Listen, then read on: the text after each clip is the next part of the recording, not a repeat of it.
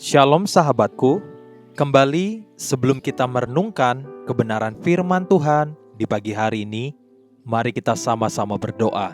Bapa kami yang ada di sorga, terima kasih ya Bapa untuk kebaikan-Mu di dalam kehidupan setiap kami. Kami mengucap syukur untuk napas kehidupan yang masih Tuhan berikan untuk setiap kami.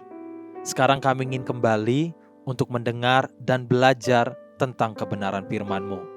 Terus pimpin dan tuntun kami ya Tuhan, lewat kebenaran firman yang akan kami dengar.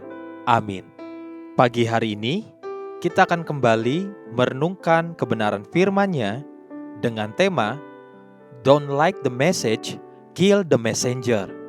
Mari kita buka Alkitab di dalam kitab Yeremia pasal 26, ayat 4 sampai ayat yang ke-8, ayat 20, dan ayat 23 sampai ayat yang ke-24. Demikian firman Tuhan. Jadi katakanlah kepada mereka, beginilah firman Tuhan. Jika kamu tidak mau mendengarkan aku, tidak mau mengikuti Tauratku yang telah kubentangkan di hadapanmu, dan tidak mau mendengarkan perkataan hamba-hambaku, para nabi yang terus-menerus kuutus kepadamu, tetapi kamu tidak mau mendengarkan, maka aku akan membuat rumah ini sama seperti Silo, dan kota ini menjadi kutuk bagi segala bangsa di bumi. Para imam, para nabi, dan seluruh rakyat mendengar Yeremia mengucapkan perkataan-perkataan itu dalam rumah Tuhan. Lalu sesudah Yeremia selesai mengatakan segala apa yang diperintahkan Tuhan untuk dikatakan kepada seluruh rakyat itu, maka para imam, para nabi, dan seluruh rakyat itu menangkap dia serta berkata, "Engkau harus mati." Ada juga seorang lain yang bernubuat demi nama Tuhan, yaitu Uria bin Semaya dari Kiryat Yearim. Dia bernubuat tentang kota dan negeri ini tepat seperti yang dikatakan Yeremia. Mereka mengambil Uria dari Mesir dan membawanya kepada Raja Yoyakim.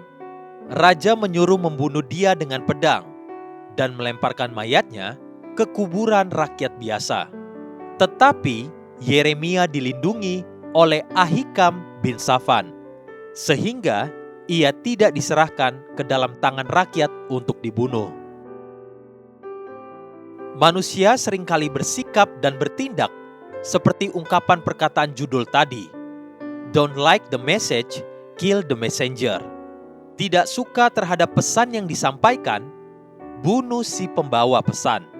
Seperti itulah sikap kita seringkali terhadap teguran, hardikan, atau nasihat-nasihat yang tidak kita sukai.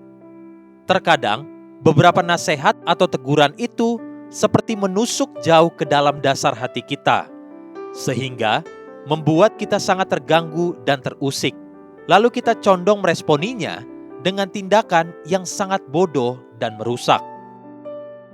Pada zaman Herodes, teguran yang disampaikan oleh Yohanes Pembaptis terhadap Herodes berhubung dengan peristiwa Herodias, istri Filipus, saudaranya yang diambil Herodes. Dan karena Yohanes pernah menegurnya, katanya, "Tidak halal engkau mengambil Herodias." Maka teguran tersebut telah mengakibatkan Yohanes Pembaptis dipancung kepalanya oleh Herodes. Pada hari ini, memang tidak ada lagi orang yang memancung kepala orang hanya karena dia telah menyampaikan berita yang tidak kita sukai. Namun tujuan dari kill the messenger adalah untuk membungkam suara dan perkataan pesan-pesan yang tidak kita sukai. Di hari-hari terakhir, ada banyak anak-anak Tuhan yang melakukan hal sama persis, sama seperti orang-orang Yehuda pada zaman Yeremia, atau seperti Herodes terhadap Yohanes Pembaptis. Mereka tersinggung dan kecewa terhadap perkataan pesan atau nasihat yang mereka terima. Lalu mereka pergi meninggalkan gereja, atau sebagian malah pergi meninggalkan Tuhan sama sekali. Sebab dirasakan berita yang mereka dengar tidak sesuai dengan apa yang mereka harapkan. Karena ketidakfahaman atau ketidakmengertian merekalah. Akibatnya, semua nasihat, teguran, dan kabar baik yang seharusnya membangun dan menyehatkan manusia batinia kita, justru telah kita bunuh dengan cara menghindari dan menjauhkan semua itu dari kita. Pagi ini, belajarlah sebuah perkara. Kita hanya akan dapat bertumbuh apabila hati kita rela dan lembut. Haleluya. Sahabatku, mari kita sama-sama berdoa.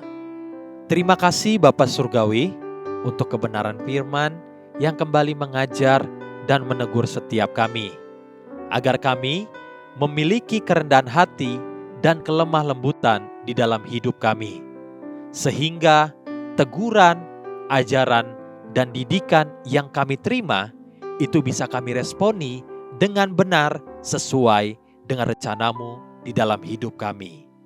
Amin.